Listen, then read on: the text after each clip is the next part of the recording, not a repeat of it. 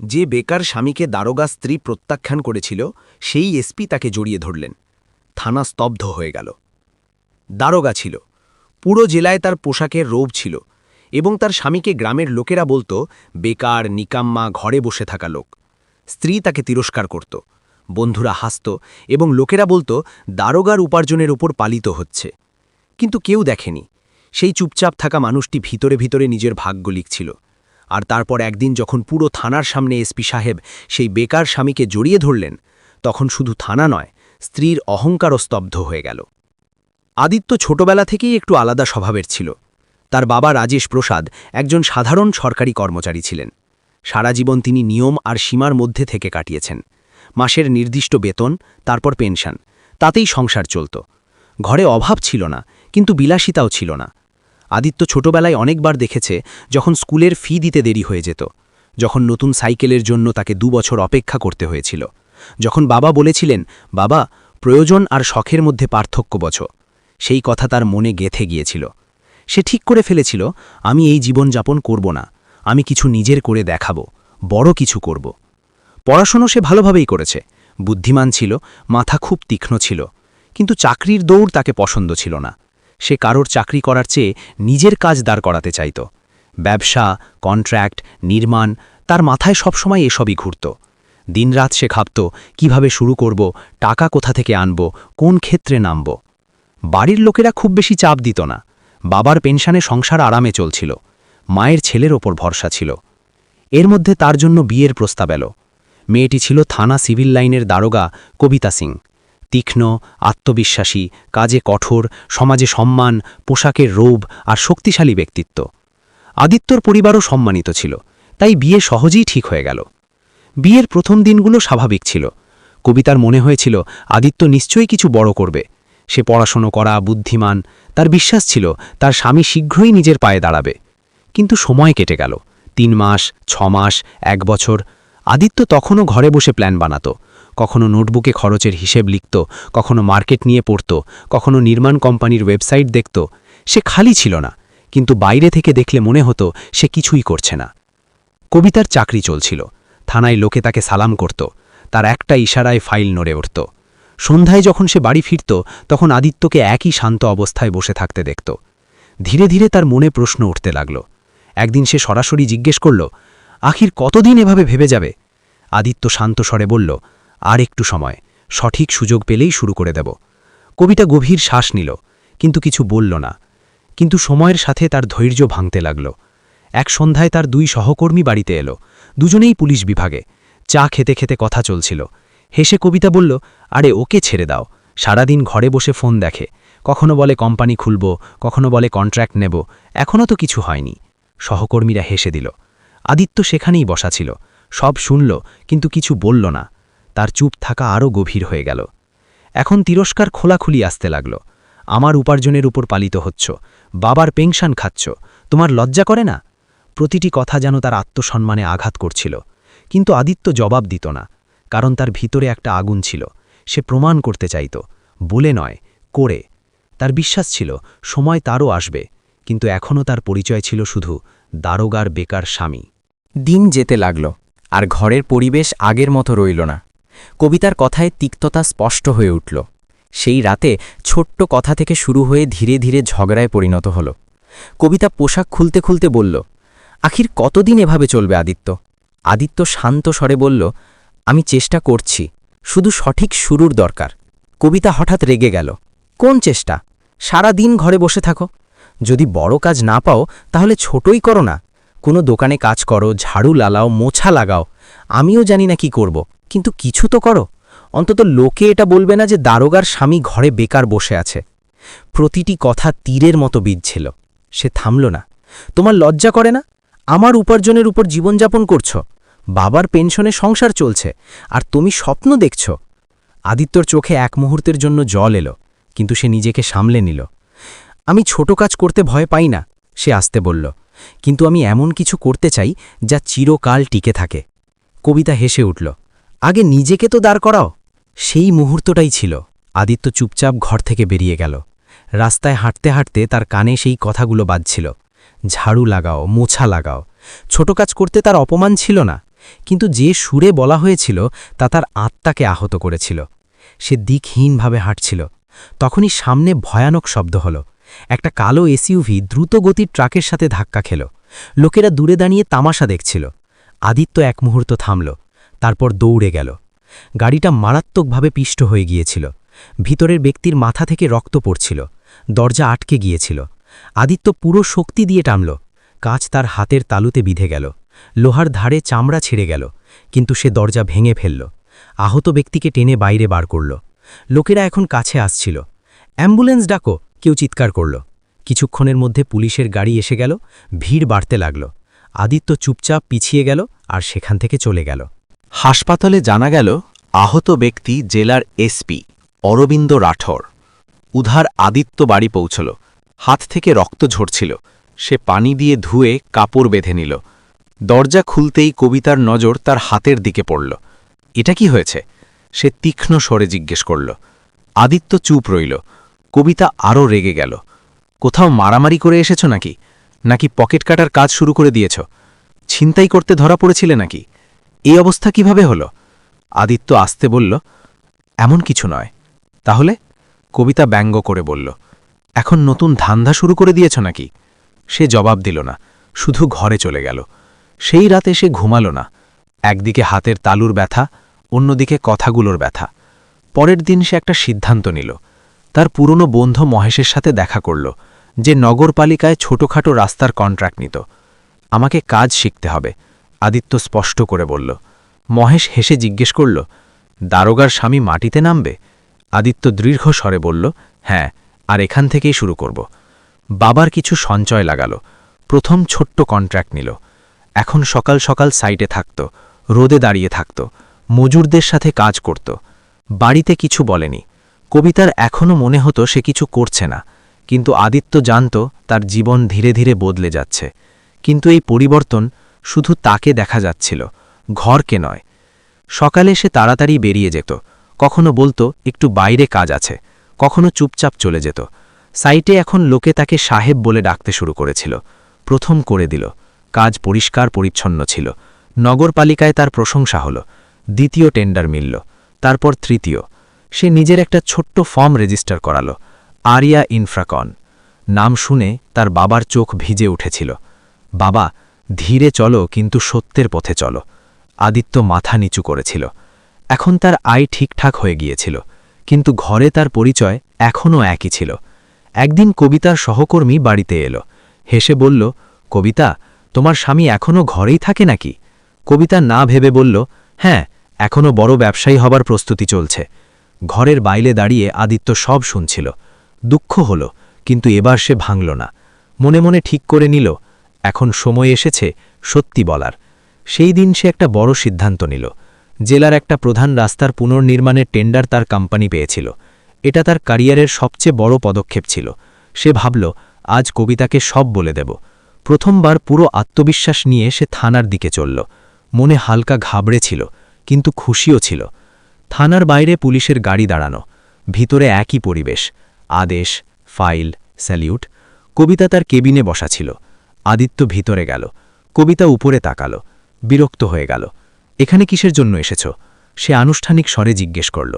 আদিত্য হাসল, তোমার সাথে দেখা করতে এসেছি, একটা জরুরি কথা ছিল। কবিতা চারপাশে বসা স্টাফের দিকে তাকালো, তারপর আস্তে বলল, ঘরে বলতে পারতে না? এখানে তামাশা করতে এসেছ নাকি? আদিত্যর পা যেন থেমে গেল। না, শুধু ভেবেছিলাম। কথাটা শেষও করতে পারল না। কবিতা আবার বলে উঠল, দেখো আদিত্য, আমার ডিউটির সময় এসব পছন্দ করি না। আর প্লিজ, এখানে এসে এটা দেখিও না যে তুমি খুব ব্যস্ত। আগে কিছু হয়ে যাও, তারপর এসো। ঘরে বসা দুই সিপাহী হালকা হেসে দিল। আদিত্যর হাতে যে ফাইল ছিল সেটা আস্তে নিচে নেমে গেল। সে চাইছিল বলে দেয়, আমি আর বেকার নই, আমি কোম্পানি শুরু করেছি। আজ আমার সবচেয়ে বড় কন্ট্রাক্ট পাশ হয়েছে। কিন্তু কথা গলায় আটকে গেল। সে শুধু এটুকু বলতে পারল, ঠিক আছে, আমি যাই। যেই সে ঘুরল, বাইরে হইচই পড়ে গেল। সাইরেনের আওয়াজ। থানার সামনে একটা সরকারি গাড়ি এসে থামল। দরজা খুলল। জেলার এসপি অরবিন্দ রাঠোর নিজে নামলেন। পুরো থানা একদম সতর্ক হয়ে গেল। সালাম সাহেব। নমস্তে স্যার। কবিতা তৎক্ষণাৎ বাইরে এলো, সোজা দাঁড়িয়ে গেল।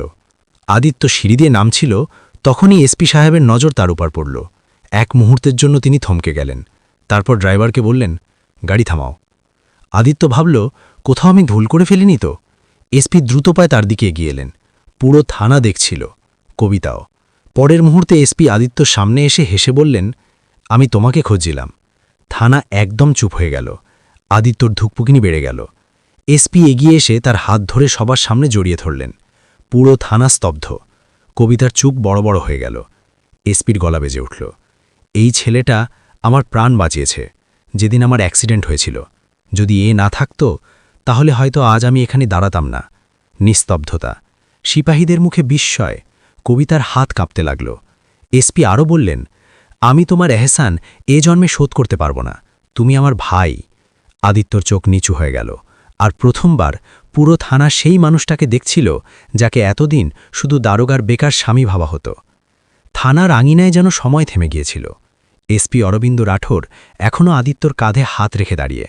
তার গলায় কৃতজ্ঞতা স্পষ্ট। আমি অনেক দিন ধরে তোমাকে খুঁজছিলাম। সেই রাতে তুমি ভিড়ে হারিয়ে গিয়েছিলে।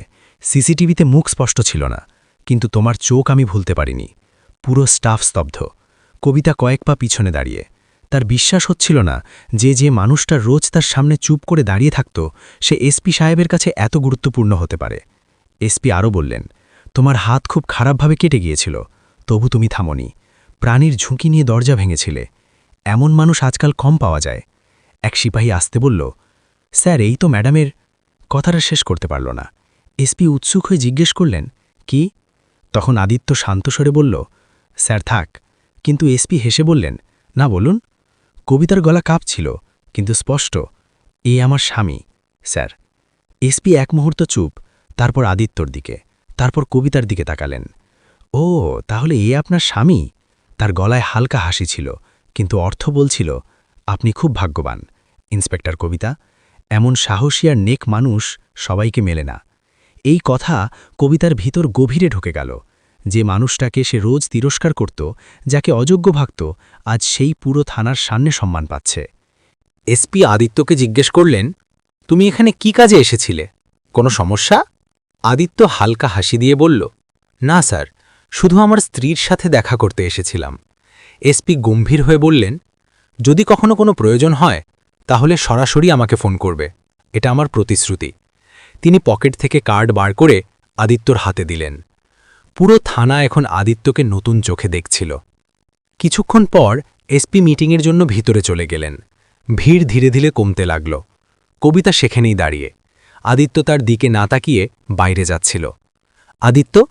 তার গলা কেঁপে উঠল। সে থামল, কিন্তু ঘুরল না। তুমি আমাকে কখনো বললে না কেন? আদিত্য আস্তে বলল, বলার দরকার বোধ করিনি। তার কথা শান্ত ছিল, কিন্তু গভীর। কবিতার কাছে জবাব ছিল না। সে প্রথমবার নিজেকে ছোট মনে করছিল। থানায় এখন ফিসফিসানি শুরু হয়ে গিয়েছিল। ম্যাডামের স্বামী এসপি সাহেবের প্রাণ বাঁচিয়েছে, এত বড় মানুষ। আমরা তো ভেবেছিলাম। প্রতিটি কানাকানি কবিতার হৃদয়ে আঘাত করছিল। সন্ধে নামতে লাগল। আদিত্য বাড়ি ফিরে এসেছিল। কবিতা দেরিতে ফিরল, পোশাক খুলল, কিন্তু আজ তার কাঁধে পোশাকের ভার বেশি মনে হচ্ছিল। আদিত্য ড্রয়িং রুমে শান্ত বসা। দুজনের মাঝে অদ্ভুত নীরবতা। কবিতা চাইছিল কিছু বলুক, ক্ষমা চাইুক, বা অন্তত জিজ্ঞেস করুক সে কেমন আছে, কিন্তু কথা গলায় আটকে গেল। আদিত্য স্বাভাবিক স্বরে জিজ্ঞেস করল, খাবার খেয়েছ? শুধু এটুকু। কোনো তিরস্কার নেই, কোনো অভিযোগ নেই।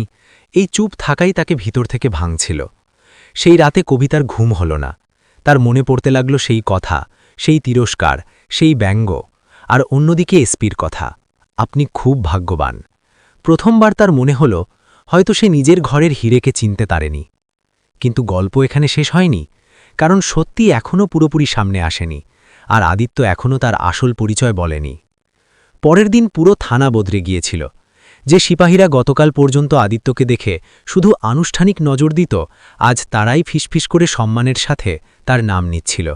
ওই তো না, এসপি সাহেবের, হ্যাঁ ওই প্রাণ বাঁচিয়েছে। কবিতার কানে সব পৌঁছচ্ছিল। সে প্রথমবার বুঝল, সম্মান চাওয়া থেকে আসে না, উপার্জন করা থেকে আসে। আর আদিত্য বিনা কথাই উপার্জন করে নিয়েছিল। কিন্তু তখনও তার জানা ছিল না আদিত্যর দুনিয়া কতটা বদলে গেছে। উধার আদিত্য তার কাজে আরও গভীরভাবে লেগে গিয়েছিল। যে বড় রাস্তা নির্মাণের টেন্ডার পেয়েছিল তার কাজ শুরু হয়ে গিয়েছিল। মেশিন লাগানো, মজুর কাজ করছে। সাইটে এখন লোকে তাকে আদিত্য স্যার বলে ডাকত। মহেশ হেসে বলল, এখন তো তুই সত্যিই বড় কন্ট্রাক্টর হয়ে গেছিস। ম্যাডামকে বলেছিস? আদিত্য শান্ত স্বরে বলল, এখনও না। কেন? শুধু সঠিক সময় আসুক। তার ভিতরে আর কোনো তিক্ততা ছিল না, শুধু এক অদ্ভুত শান্তি। সন্ধে কবিতা বাড়ি ফিরল, অস্বাভাবিকভাবে চুপ। আদিত্য দেখল তার চোখ ফোলা, হয়তো কেঁদেছে। সব ঠিক আছে? সে স্বাভাবিকভাবে জিজ্ঞেস করল। কবিতা কিছুক্ষণ চুপ, তারপর আস্তে বলল, আজ পুরো থানায় তোমার কথা হচ্ছিল। আদিত্য হাসল। ভালো কথা। তার সরলতা কবিতাকে আরও অস্থির করছিল। তুমি আমাকে কখনো বললে না কেন? সে আবার জিজ্ঞেস করল। আদিত্য তার চোখে চোখ রেখে বলল, কোন কথা? যে তুমি এসপির প্রাণ বাঁচিয়েছ? ওটা তো শুধু একজন মানুষের কর্তব্য ছিল। কবিতার গলা ভিজে এলো। সে কিছু বলতে চাইছিল, কিন্তু অহংকার তখনও পুরোপুরি ভাঙেনি। ঠিক তখনই দরজায় টোকা পড়ল। বাইরে একটা সরকারি গাড়ি দাঁড়ানো। কবিতা চমকে উঠল। দরজা খুলল। এসপি অরবিন্দ রাঠোর নিজে দাঁড়িয়ে। ভেতরে আসার আমন্ত্রণ পাব না? তিনি হেসে বললেন। কবিতা হতভম্ব। স্যার, আপনি? এসপি ভিতরে এলেন, নজর সোজা আদিত্যের ওপর। আমি তো বলেছিলাম কখনো প্রয়োজন হলে ফোন করবে। আজ আমার তোমার প্রয়োজন। কবিতা অবাক। স্যার? এসপি সোফায় বসতে বসতে বললেন, জেলার প্রধান রাস্তার নির্মাণের কাজ যে কোম্পানি পেয়েছে তার কাজ দেখে আমি খুব প্রভাবিত। সময়ের আগে আর দারুণ গুণগত মান নিয়ে। ভাবলাম মালিকের সাথে দেখা করিনি। কবিতা স্বাভাবিকভাবে বলল, স্যার, কোন কোম্পানি? এসপি হেসে আদিত্যর দিকে তাকালেন। আরিয়া ইনফ্রাকন। ঘরে স্তব্ধতা নেমে এলো। কবিতার চোখ ধীরে ধীরে আদিত্যর দিকে ঘুরল। তার গলা কেঁপে উঠল। এসপি গর্ব করে বললেন, হ্যাঁ, তোমার স্বামীর কোম্পানি। পুরো জেলায় এদের নাম দ্রুত বাড়ছে। সৎ আর পরিশ্রমী কন্ট্রাক্টর পাওয়া কঠিন, কিন্তু তাদের একজন। কবিতার মনে হল যেন মাটি সরে গেছে। যে মানুষটাকে সে ঘরে বসা বেকার বলতো, সে জেলার সবচেয়ে বড় রাস্তা বানাচ্ছে। এসপি আরও বললেন, আমি চাই আগামী প্রজেক্টগুলোতেও তুমি থাকো। আদিত্য, এমন মানুষের দরকার আমাদের।